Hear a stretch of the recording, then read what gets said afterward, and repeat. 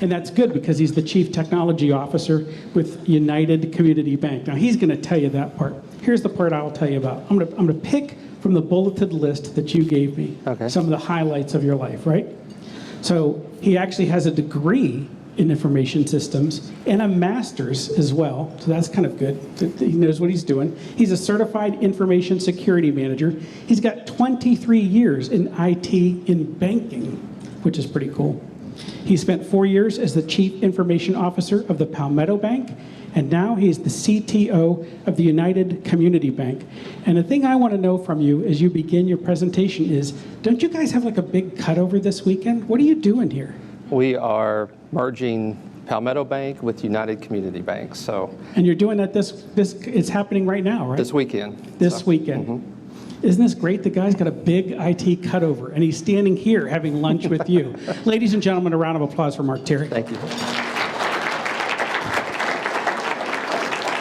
So Phil had asked me to come this week, so I told him, and I did tell him that this was going on this weekend, so I thought I might need to come now because I am still hoping to be the Chief Technology Officer Monday too, so hopefully it'll all go well. So he'd asked me to just give you some information about a few things. So he'd asked me to talk about banking and IT, what's the challenges that you're facing. Talk about the acquisition of Palmetto by United Community Bank and what we'll be doing at United Community Bank. And I told him, I can do all of it because it's all associated together. It's one that led into the other. So, just getting into the talking about the challenges. Banking, if you're not familiar with the financial industry, banking has had lots of challenges the last few years. Compliance and regulatory environment since the 2010 passed the Dodd-Frank Act. There was a lot of, it was in reaction to a lot of the crisis that we had in 2008, 2009, and as you can imagine, there's been lots and lots of activity around compliance and regulatory.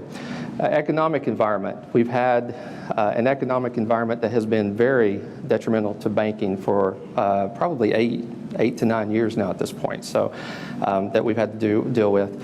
Changing needs of our customers. Banks for years invested all this money in having these branches so that we could do all this face-to-face service, and then suddenly people stopped showing up at the branches. Everybody wants to do things by phone now, so we're having to invest in all new ways to work with our customers. And then security. Of course, everything that's been happening in the security world has been happening in banks and affects banks. And the worst part about it is all of these things have been happening simultaneously for the last 5 years. So it's really changed the banking industry in many ways, which of course has an impact on technology. So first thing, just talking about some of the things that we deal with on the compliance and regulatory front and how this impacts technology. I guess you all know that there's a presidential election and there's some politicians around in the area now. So if you've been seeing that on the news or getting calls constantly at home like we've been getting. One of the things I was watching, one of the candidates made a comment this past week I saw on the news that made the comment that banks have been running wild and we need more regulatory control of banks. So every time I hear that, I have this slide that JP Morgan Chase put in their annual report a couple years ago. It gives you a very clear picture, if you're in banking, what your relationship is to what regulatory office within the government. So here it is. You can see it's very simple.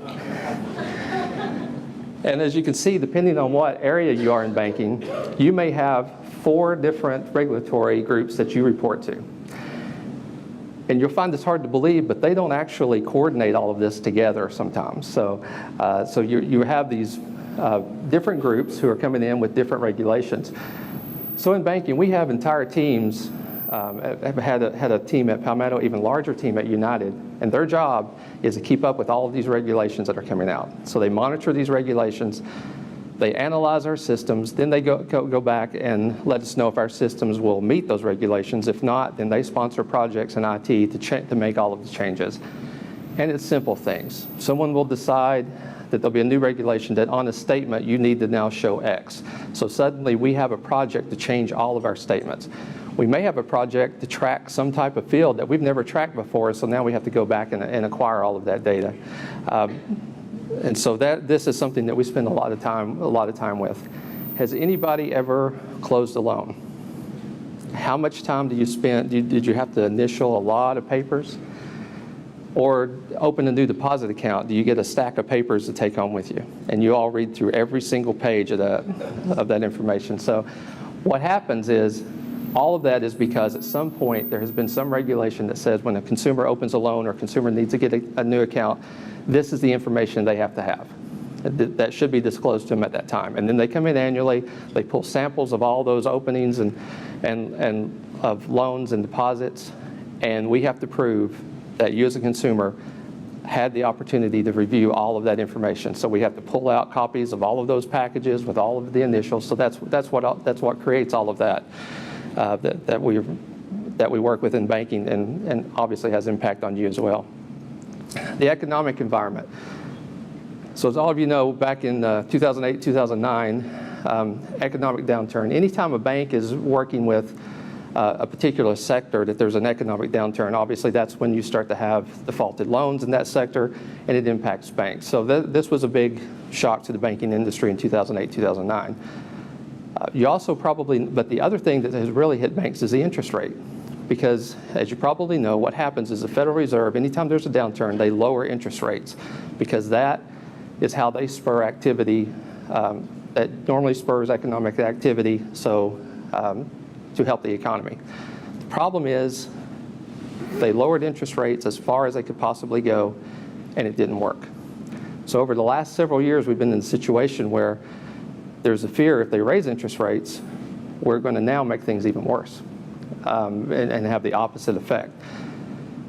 So for years when I was in the bank, if you think about what a bank does, you come into the bank, you open a deposit account, you put money in the bank.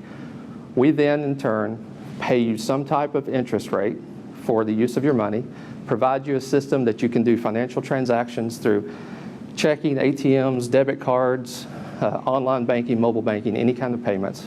And then we take that money, and we go over to another person, and we loan it to them. And the difference in the rate that we receive for the loan versus the rate we're paying you as a depositor is what they call the interest margin. The interest margin, and that's what a bank gets its revenue from. So for years, when I first got started in banking, what banks tended to work at was about a 4.5% interest margin, which means if in the normal world you're loaning money on average at 7.5%, and you're paying probably 3% as far as rates. And that 4.5% was really the main source of revenue to the banks. So as you can imagine, when interest rates go low, when the average loan is 3.5% to 4%, it's really hard to get a 4.5% spread. And so a couple of things that happen. That's why a lot of you are probably getting 0.1 or 0.2% on your deposits and CDs and those low rates now. The other thing that happens is, imagine going to any industry and telling them that your main source of income is now going to go down by 25%. And that's what's happened to a lot of the banks over the last, and it's remained that way for several years. In December, the Fed raised the rates for 0.25%. That was the first time the rate had changed, and I believe probably about 7 years. It was the first time the rate had actually increased in over 9 years. So that has had a big impact on banking. The other thing that we've been dealing with is the changing way we work with our customers. So as you can see right now, this was a 2015 survey. All banking customers, number one way people access the information at their bank is on the internet. Branches have fallen to second. ATM, mobile, mail, telephone. When I was here a few years ago, I shared some of this information, and I talked about one of the problems, or one of the challenges that Palmetto had at the time was differences in age groups. So Palmetto had a large deposit base that was out of Lawrence that was mainly a lot of our senior accounts, and that was our largest depositor. But all the growth was coming from Anderson, Greenville, Spartanburg, and areas where we had a much younger deposit base. And so the challenge was, how do How do you provide service to a group who wants that face-to-face, at the same time providing service to a group that just wants convenience and doesn't want face-to-face? I will say what we've seen over the last couple of years is that's changed somewhat. There's still demographic groups that prefer one or the other, but what we're seeing is it's not even, but even now, if you see if you see this type of survey for people that are 60 years and over, their number one way they're interacting with the bank is still internet over branch at this point, and more are using mobile. So what happens is I think the younger demographic is accessing the new technology quicker, but at the same time, it's not like the younger demographic has stopped going to the branch or stopped using the ATMs. And what we're seeing is there's not one group now that's doing everything one way. What's the biggest difference is people need to interact with the bank. It depends on what they're doing. So an example of this slide, this is a recent one. If you look at different things, this gives you the number. This was asked all people, number one, or over the survey, what's the way you interact with your bank when you're doing this specific transaction? And so as you can see, if you're checking balances, number one is mobile. Now, that's a low percentage, but that's because that is split across from checking it at the ATM, doing an automated call, doing a in-person call, checking on the internet. So it's a smaller percentage, but number one is still now mobile. Go over to the third one, making the deposit. Even though we have mobile deposit and ATM deposit, 60% of people across all age groups still prefer the branch when they're doing the deposit. Drawing cash, 75% of people want an ATM when it comes to cash.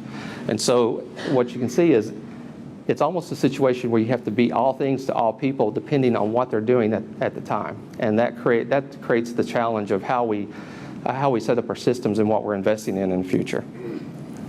Security challenges, anybody notice anything in common about all of these? So one of the things that you have to deal with in banking is the threats. And banking has the same threats of all these other companies. But the additional threat that we have is the third-party breaches. Because when Target or Home Depot was breached, what they breached was they breached debit card and credit card information. Well, then guess what happened? They start using that information. So as a bank, on one end, we're trying to keep the people out of our systems, but then the other end, we're trying to deal with situations where our customers have had their information breached and they're getting fraudulent transactions. So we have to protect our customers against all the other companies in the world that are being breached at the same time. And then social engineering. The other thing that happens is our customers are targets of fraud. People get emails, they give out their information when they shouldn't, respond to an email, click on things, suddenly we're getting that in as fraud losses in the bank, and we're having to help protect our customers against that as well. And some of the contributors to this in banking, as I mentioned, expanding business products. We're moving into all types of mobile systems and outsourced systems that we've never had before. So somebody had talked about, we were having a conversation talking about your information and where it is. That's one of the things that we have to keep up. Years ago in banking, everything was inside the bank, inside the data center. Now your information can be in all kinds of systems. Now you're putting your banking information out on other systems. There's aggregation systems where you're going to some other site and putting in your credentials to log into our site to download your information so you can see all of your accounts together. And so we're having to make sure that that's happening safely in a system that we have absolutely no control over. So those are just some of the challenges that we're dealing with in the security world in banking. So this is a picture. So talk about how this has impacted banks. This is a picture of my hometown in the 1980s. And so two things you'll see is when I grew up, there were two banks, Corbin Deposit Bank, which is where my parents always banked, and across the street from it was First National Bank of Corbin.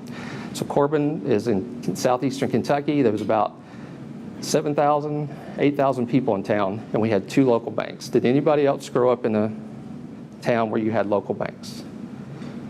Are those banks still there? Because these two banks are gone. One bank is totally gone. The other bank is now part of a large statewide group. And so all of the things I'm describing, that's been the impact of banks over the last several years. When that picture was taken back in the 80s, there were probably 15,000 banks in the United States. By 2006, it was down to, what, 7,500? In the last 10 years, we're down to just over 5,200 banks in the United States. So it's consolidation. And that is what is happening. So all of those things that I mentioned to you that banks have been going through has spurred consolidation. In the last 7 or 8 years, as we've dealt with, if you're a small community bank and suddenly you have to invest in online and mobile systems that do everything that Bank of America or Chase does, or you're having to deal with all of the cuts in your income and all of the new compliance rules that you're having to hire people to keep on top of, that's why the small banks are selling to the large banks at this point. And here's the reason why. Efficiency ratio is something that banks track. What the efficiency ratio is, back in that 4% spread, that income that you get, how much of that income has to go to just keeping the doors open to your bank? That's not paying deposits. That's just the people, the businesses, the computer systems. How much do you, if we did not make a single loan tomorrow, how much would we have to spend just to keep what we have operating? In those banks I mentioned, those small town banks, would fall into this last category of less than 100 million. A bank the size of Palmetto would be between the 65 to 70%. The bank the size of United is over at the 62%. And so that's the difference. So as you can see, if you are a bank and you're taking maybe a 20 to 25% hit to your income, and you're already spending 80% of your income on just keeping the doors open, there's not much for you to do at that point. That's why banks, the small banks, continue to be acquired, and that's why the banks that are not being acquired are trying to acquire and get larger. It's all on the efficiency is what's happening. So that leads us to Palmetto Bank. So Palmetto Bank is a bank a lot of you, if you're here from this area, may be familiar with, was, I think it was 1906, founded in Lawrence, South Carolina. Had grown to be just over $1 billion in assets, 25 locations throughout the Upstate. There was in 2009, the bank went through a situation where they had a lot of loan losses and changed a lot of the, and we had a turnover of executives at the time. So a new group came in, started making changes at the bank. I was recruited to the bank in 2011, and at the time I came to the bank, we were through the loan issue, but we had a situation where we were facing this the same scenario as I mentioned, and we had to become efficient quick. So we invested heavily in automation, and efficiency, and actually starting to put out new products for mobile and online for our customers. So the turnaround was successful, and then what happened with Palmetto Bank is we're at a situation where we had to grow. So if you go back to this, how does Palmetto Bank get to the 10 billion mark when they're at the 1 billion mark? And that mark means, total assets, total basically, loans and other investments and property that you have, that you own as a bank. And of course, that is a slow, and going through acquisitions or just natural growth takes a long time to get there. And one of the things that happened at that point is we had to make a decision. Is the bank, now that the bank has been successful, are we worth more as a bank that can grow, or worth more as a bank that can be acquired by a larger bank and looking for someone to merge? The good thing is we had an opportunity, and we had a great opportunity. We had several banks and for a period of time that we had been talking to, and a great bank came along, which was United Community Bank, and it became almost a perfect match for Palmetto. So some of the things it was one of the things that we look at, and as I've been introduced to United Community Bank, they talk about the three-legged stool, and this is the areas that they hit: the shareholders, the customers, and the employees. And so the merger between United and Palmetto was one that actually benefited every single one of these, and obviously benefited the investors. For the customers, it gives us the opportunity to remain, all of the branches that to remain throughout all the areas provide the same service, but now we have the backing of a much larger bank, so we can offer even more products, even more services, and even better products than what we've been able to invest in before. And then for the employees, interesting thing about United Community Bank was founded in Blairsville and is headquartered out of Blairsville, Georgia, in the northeastern part of Georgia. But they have a lot of executive presence in Greenville. If you look at the top 10 executives in the company, 1 is based out of Atlanta, 4 are based out of Blairsville, and now 5 are based out of Greenville. I know they recently went to Crawford Strategies, which is our marketing firm here in Greenville. But they didn't have the branch network and didn't have the bank networks. I think we had one branch in the Upstate that opened, was it last year, I think? And so what they were wanting to do was grow in the Upstate. We were wanting to be able to merge with the bank and basically continue the legacy of Palmetto. And it was something we were able to do. I will say, as far as any time there's a merger, it does impact individuals, but have never seen a merger where as many folks have been able to move across and join the bank. And part of that is the customer-facing people, as long as you're not closing branches, the customer-facing people, and those people in the branches, those people are working direct, making the loans, those people a lot of times are going to go forward with the bank. The question a lot of times is the operations in the back room. And that is the area that is usually the most hard hit in any type of merger.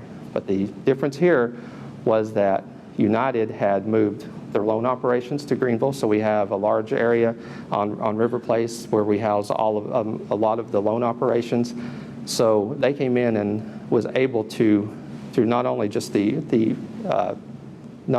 acquisition that they needed for the additional accounts that they'd be processing, but just even in open positions that they had currently, be able to pick up a much larger percentage of the support group than I have ever seen. And additionally, they reached out. So obviously I went from one to the other too. So they've actually started reaching out to our executives and trying to take on as many people as they possibly can and still make it, the fiscal responsibility of making sure that they meet the needs that they need for the investors as well. I think in total we'll have, there are 25 branches of Palmetto. There's 1 for United. We are consolidating 2 branches. There's one, Palmetto had a branch on Grove Road that was an older building, and they have a brand new branch on Augusta. United had a brand new branch on Augusta Road just a few blocks away. So we are going to consolidate those buildings, but we're able to actually move the people from one location to the other and actually consolidate them all together in one location. So we'll be doing that. Other than that, there's no impact to any of the branches at Palmetto, other than all new signs and new ATMs and a lot of other things that are happening this week as well.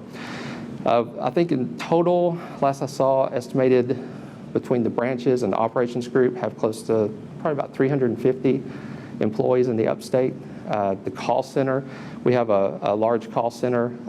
United was looking at expanding their call center. Palmetto had a large call center at Lawrence. That's going to continue to be the call center for the combined bank. So that call center is coming forward. So like I said, a lot of synergies between the banks that we would not have gotten if we would have went with others. I was able to actually be on a couple of the due diligence of a couple of the banks we talked to. I know there was one bank that we talked to I think was very interested, but I knew what would happen. They would have came in, bought all the branches, and every operational position would have been gone at that point, and would have moved to out of state to a different location. So it was really good to find somebody who not only wanted to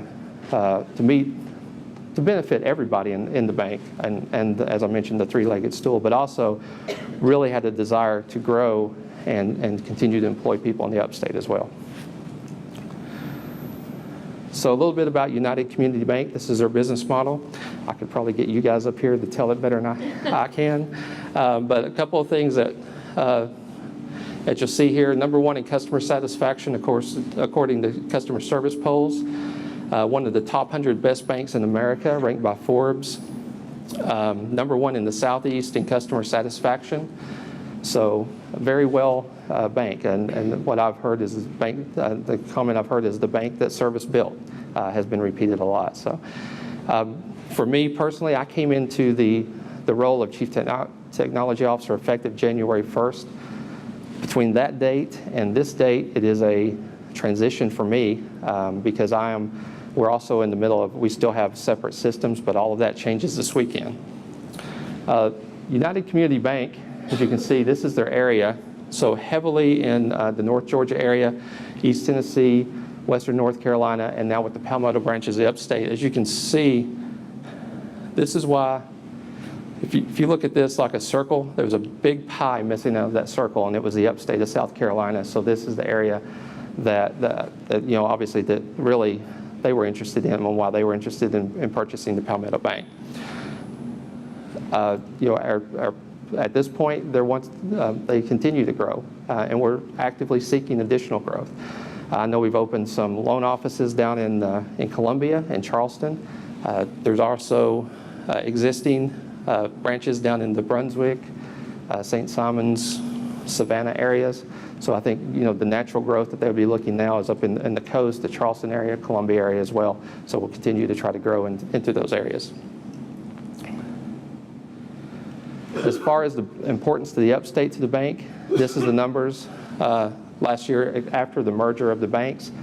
As you can see, South Carolina is of course the bank was headquartered out of North Georgia. A lot of activity in North Georgia and around the Atlanta area, but South Carolina immediately, with the Palmetto, immediately becomes the second largest region of the bank. And by far, and also one of the fastest growing areas, and which is basically on the activity here in the Upstate. So I know a lot of you before have had to switch over email systems, switch out of all your local area networks. You've had to change your signs. You've had to put in all new servers. You've had to roll out new wide area networks, new phone systems. But we're doing all of that Friday for 25 locations and 250 people. So as you can imagine, this takes quite a bit of time. This is something that we've been working on for probably since July of last year, and it all comes together on Friday. Basically, if you're a Palmetto Bank customer, if you walk in Friday, I won't say they're in the middle of changing signs this week, but if you walk in Friday, they will be running on the Palmetto systems that they've always ran on. Everything will be running as normal.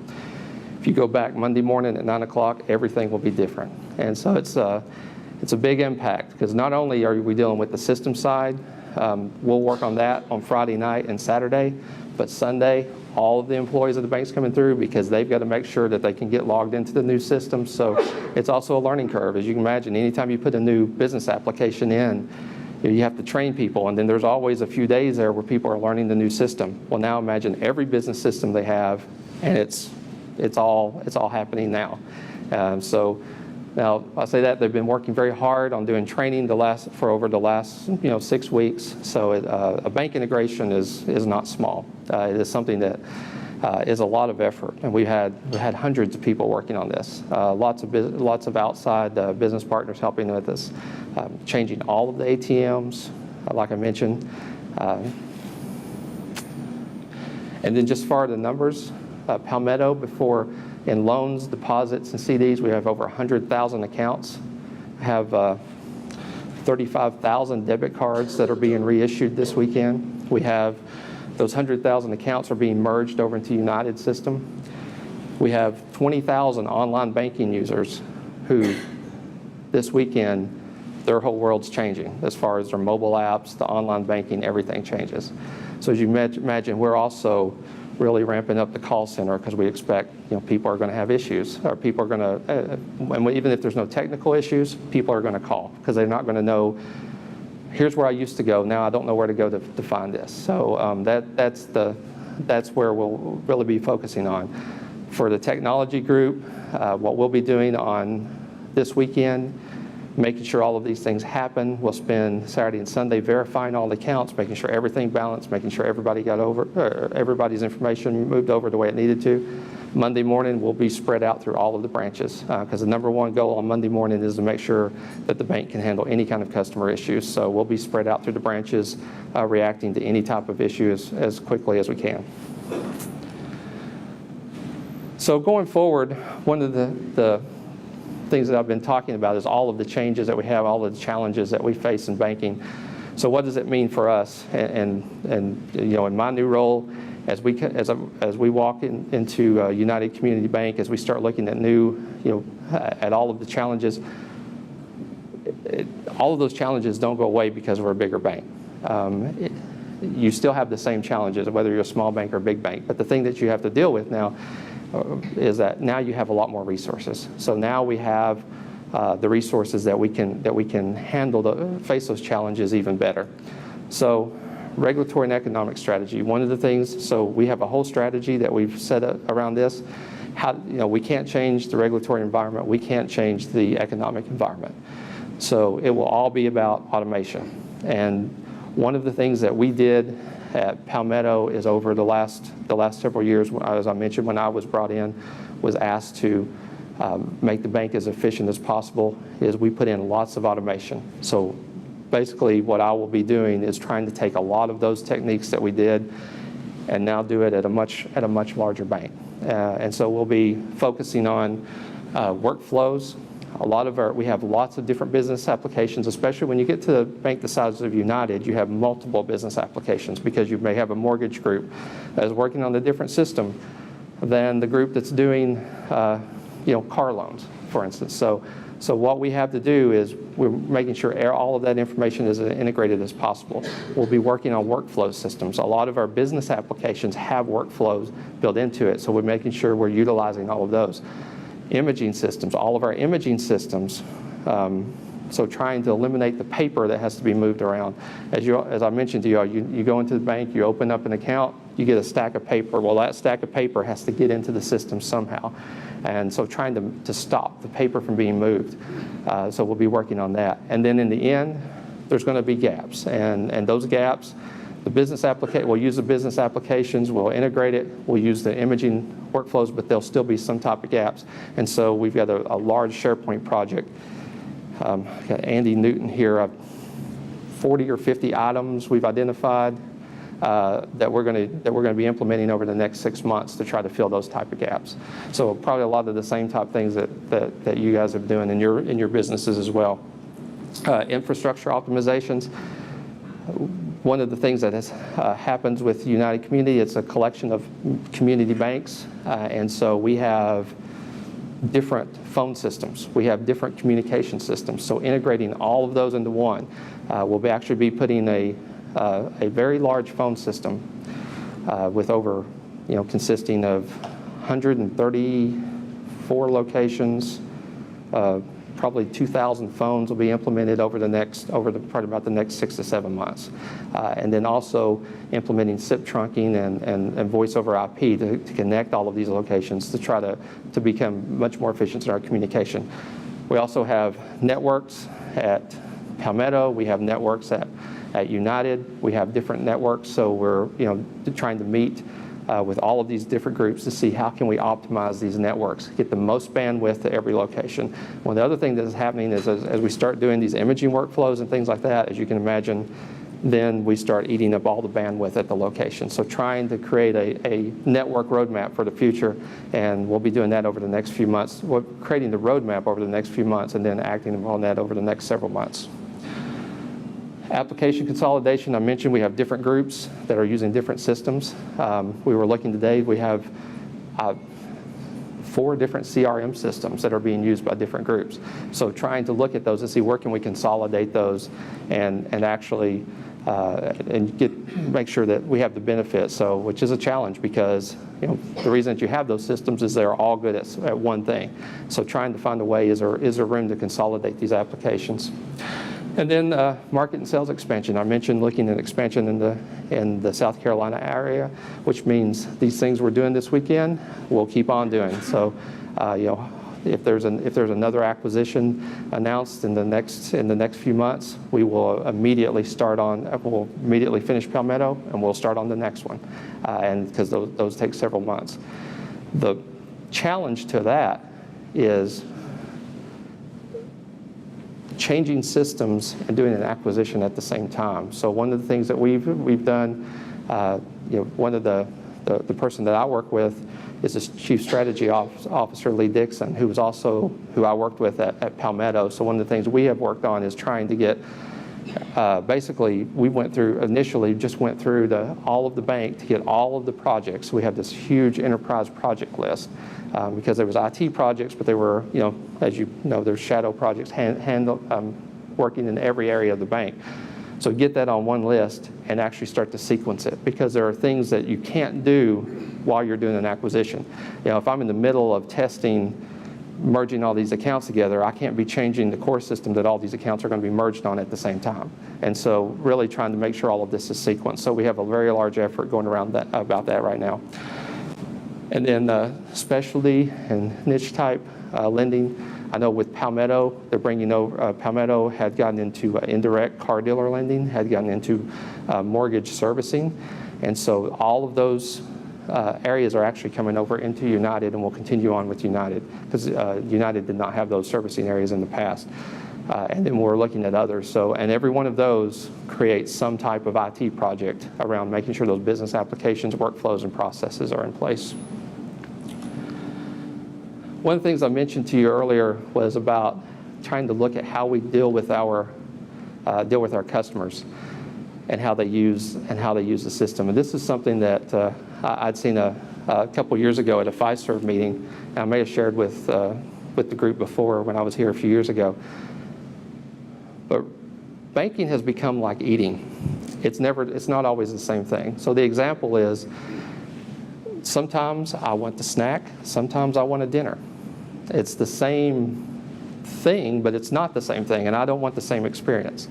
So my wife joined me here today. So last week was our anniversary, so she called me and told me, I've got somebody watching the kids, I want to go out to dinner for our anniversary. Now that day, I had to run back, I was running back from Georgia, and I had to get gas and had 5 minutes to eat, and I stopped in QT and had a great lunch for that day.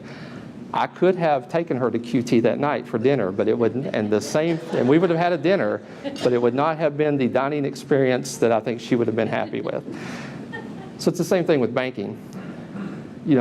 If I have a problem, I want to be able to pick up the phone and I want to talk to a live person.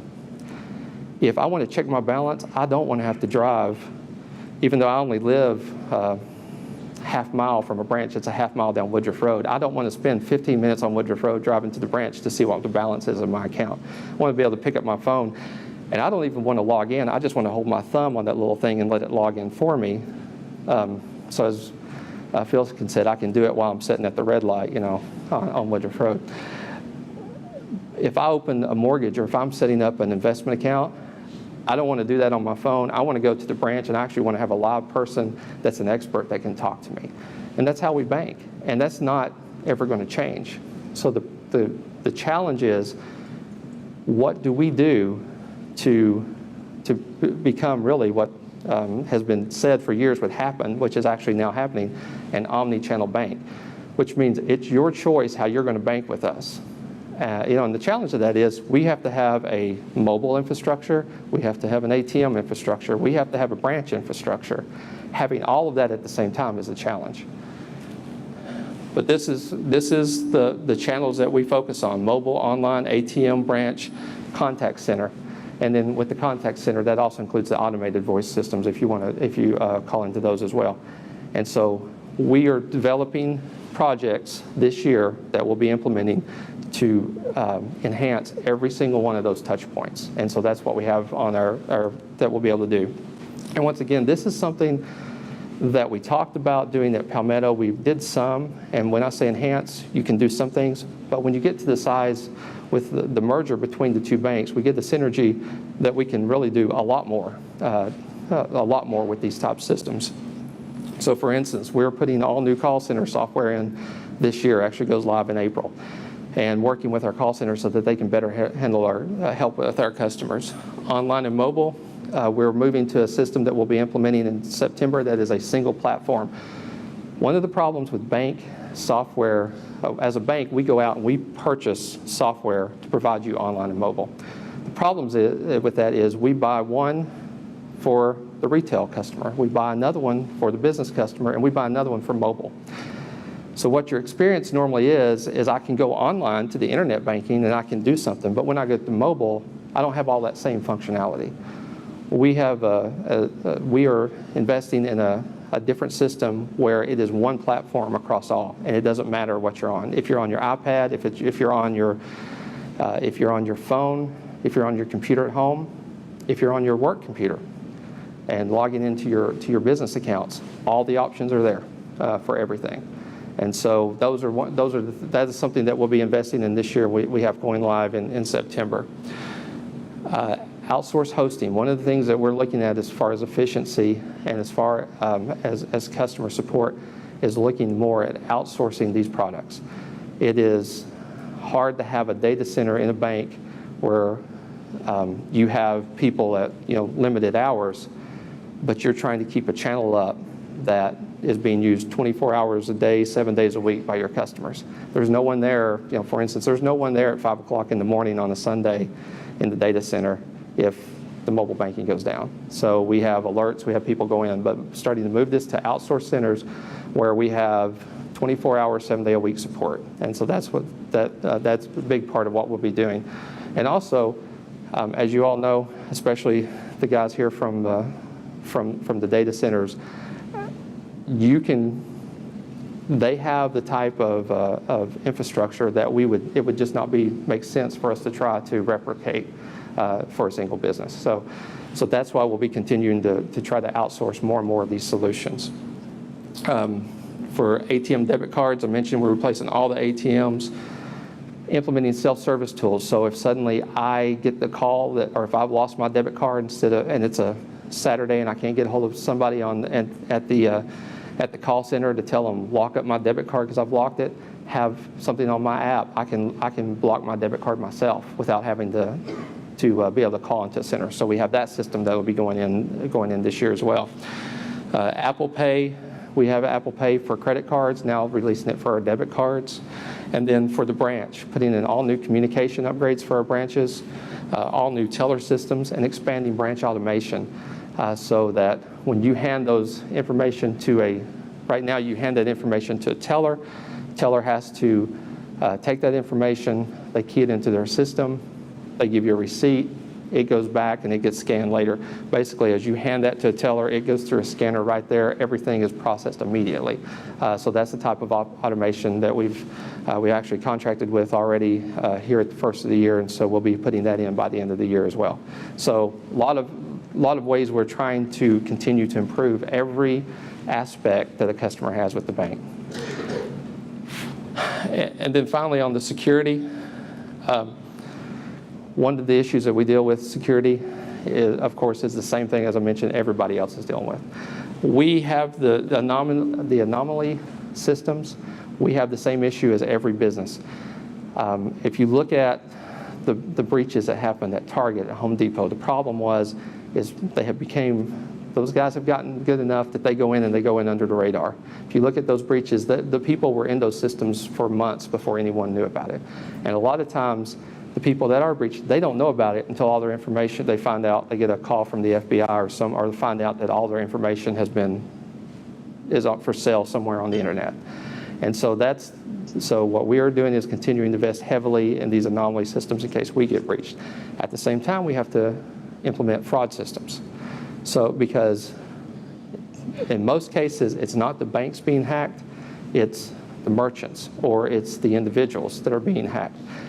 And so we have to not only protect our systems, we have to protect your money if some other system gets hacked. So we're continuing to invest in fraud. So we look at things to determine. So I know as every debit card transaction you do is fraud, is calculated as some type of fraud, and we have thresholds, and we can change those thresholds. So if we hear that you know in the state of Mississippi there's a large fraud scheme going on, we can tell our systems, if this transaction comes from the state of Mississippi, lower that fraud threshold, give it a little extra scrutiny. And so those are the type of things that we do. It is frustrating for some people sometimes. You do a transaction and it gets denied, or you get that call from somebody saying, hey, we see some kind of activity, so we're going to shut down your card. That can be frustrating if you're doing something good. But I'll also tell you, we got the call a couple weeks ago. Somebody in Canada tried to buy $900 on your debit card. Is that you? No, it's not me. But they stopped it. And so those are the type of systems that we'll continue to invest in as well. And then incident response and programming, incident response program and teammate awareness, audit testing. One of the things that we invest in is testing our systems. I know we did this at Palmetto, do this at United, and we'll continue to expand it at United. We do social engineering tests on our own employees. We hire auditors to try to break into our systems, to try to get into areas, and then we get reports back from them so that we can go back and train our own people. Okay, this is what happened. This is how you can prevent that in the future. So, and then BYOD, one of the issues. Not only is mobile important for customers, it is also important for employees. I just mentioned to you, as we start to grow, I have IT employees now in Greenville, in Lawrence, in Atlanta, in Blairsville. I have one down in Savannah, and they have to all work together like they're in the same room. And at the same time, some of those people are traveling. So if I am visiting my parents in Kentucky, I need to be able to log into the system and work and have a day. I need to be able to log into the system and work just like I was sitting here at my office in Greenville. And so, and same thing that you're experiencing at home, we're experiencing in the workforce, which is people are asking, hey, I can just pull this up on my iPad at home. Why can't I do this at work? So making sure that we have the systems that makes it easy for people to work. Even easy for people to work wherever they may be. So. That's a little bit about what we're doing. So sorry if the banking information is boring or a lot we're doing, but I guess, is there any questions that anybody has? Yeah. My question is, what's the difference in safety between a debit card and a credit card? And what is the difference between doing online banking with your business and as a private person in terms of the protections afforded if there is a breach? Okay, so first on the debit card and the credit card. So credit cards generally fall under the merchant rules like Visa, which I think is like, and it depends on the transaction, so I'm not an expert in that area, but I think it's like they cover everything up to like $50 loss or something at that point. What we do at the bank is if you call, and so you can report that on the credit card. On a debit card, the concern is generally, credit card doesn't actually, you get that bill and you see an issue, you can go back and you can work with the credit card company to do it. The concern that they have on debit cards is if it hits your account, the money's actually potentially left your account. But as a bank, we are required, if you call and say, I did not do that transaction, we're required to give you that money back into your account until we can investigate and find out and verify whether you did that transaction or not. And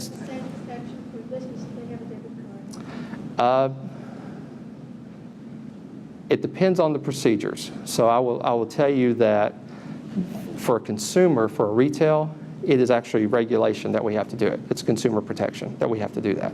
For a business, the business is not subject to the same government regulations, but most banks do the same thing for a business. The exception might be if it's the only potential exception is a lot of banks may put some type of limit on what that would be as well too. But because obviously with a business you can have much larger transactions than what you will with a consumer. But the way that would work is the money would go back into your account, and generally we would go back to the merchant, try to recover that money from the merchant for you, and then really the only time that is the only time I've ever been aware that the person doesn't end up getting their money back is if you show that the person did something, was negligent themselves, or false reported that. So that's the difference. The difference in the business and retail is one is regulated by the government, one is not. But at the same time, most banks follow the same procedure for the business and for the. What about online banking? If I get a virus on my computer, or say a key logging system goes in and does things, I understand we're protected, but if a small business is breached and as a result there's a loss, do you cover that loss if they're doing online banking? Once again, I think it depends on the situation, and it depends on who's negligent in doing that. For a normal transaction, a lot of times that's going to be covered. For a small business, it's going to be covered. For larger companies, there's some expectation that if for a large commercial company, and for larger commercial companies, there's usually contracts involved, and the contracts stipulate all of that out as far as any kind of limits. There is the assumption if we're dealing with a large company that you have the ability to protect, that you should be taking the natural protection that anybody should as well. The issue with businesses, large businesses, is that there's availability that a consumer would never have. So as a consumer, you can move money in and out of your own account and do things. Businesses are loading direct deposit payments for all of their employees. They're loading large wire transfers and things like that as well. So that's why there's usually a contract with those that limit the bank, where we agree with a liability. We agree on some liability with the large businesses. Small businesses usually don't fall into that. So if I were an entrepreneur, where would the line be? You'd have to talk to the bank. Talk to the bank, and there are specialists at the bank that'll go through all of that with you. Yep. Mark, give us an idea of how big an IT operation. How many people does it take to run a $10 billion bank, and how do you have them split up, employees and otherwise? What I have, so reporting to me is about 55 people. So at Palmetto, I had 12. So that'll give you sort of an idea of the difference. Those 55 people are business application experts, network experts, phone experts. Now that's just the people that we decide to have internally. In addition to that, there is a whole group of third parties we use. And at United, that 55 people are just the people required to keep the systems up and running. The information at a $10 billion bank, information security splits. So one of the things that bank regulators have, and that if you follow any of the governance frameworks is very good to have, is you split the information security. So the IT operations processes flows up through the chief at our bank, through the chief strategy officer and the chief operating officer, but the information security flows up through a chief risk officer. So we have like 5 people dedicated to information security. And so that is a big asset that you have at the bank the size of United that we could have never had at a bank the size of Palmetto. What are some of the challenges you had as far as prioritizing your projects? If you look, you had IT synergy targets to achieve.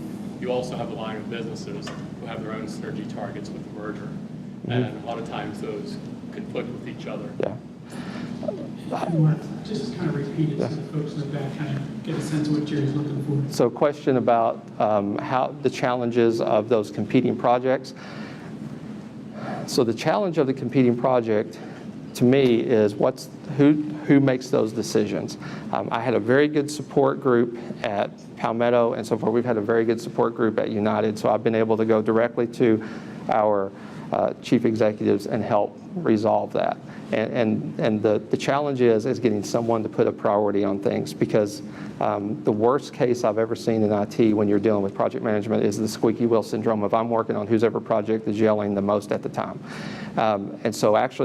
So what we did is put the enterprise list together, went out, and of all the projects, went out and we sequenced them. So basically, in an order that said, I can't do this project until this project's done. Doesn't matter if you want it or not, nothing I can do. So for instance, we had some projects to make some changes on our core system. So right away, nobody's getting that project started until after February 20th because we're not changing the core system in the middle of trying to integrate Palmetto at the same time.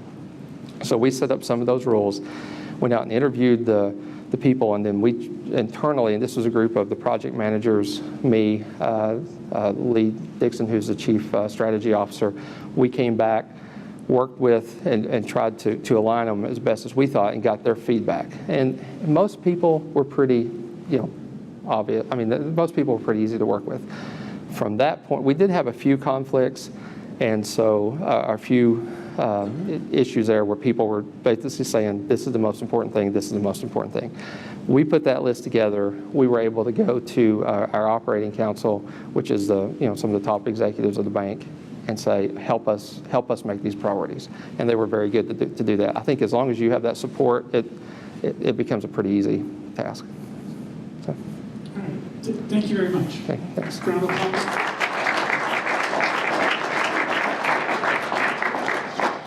You'll hang around here for a couple of minutes and answer a few questions. You got a little time for that afterwards? Yes. So I want to, just the last question, just out of curiosity. I get the last one. Okay. The question we started out with on the Apple side, do you come down on that one way or the other? Apple and the security and all that? I mean, is that, and I only ask because this is something I think you probably have to think about more deeply than the rest of us. You've got stakes in the game. Yeah. I agree with the fact of I would, my personal, and of course it's personal opinion. If I think the information should be available to the people who need it, but only if they go through the right sources. It does concern you if they open up this, these back doors. Who's actually using those back doors? If those back doors were there and you knew they were only being used for the things that we're all concerned about, that would be okay. But the concern is once they open up those back doors, not knowing who's doing there. So I do think the information needs to be out there. Kind of like what you said, it's nice to know that you got an extra backup just in case. But at the same time, do think it needs to be very controlled of who can access that information. Yeah, thanks a lot. All right, thanks. Ladies and gentlemen, Mark Terry.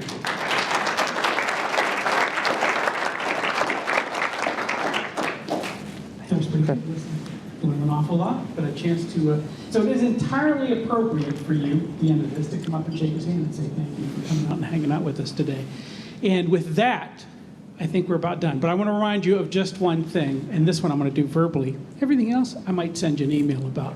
But I got Tech After 5 tonight. If you're that kind of cat, want to hang around with a bunch of other technology folks, we'll be at the Poor Lounge.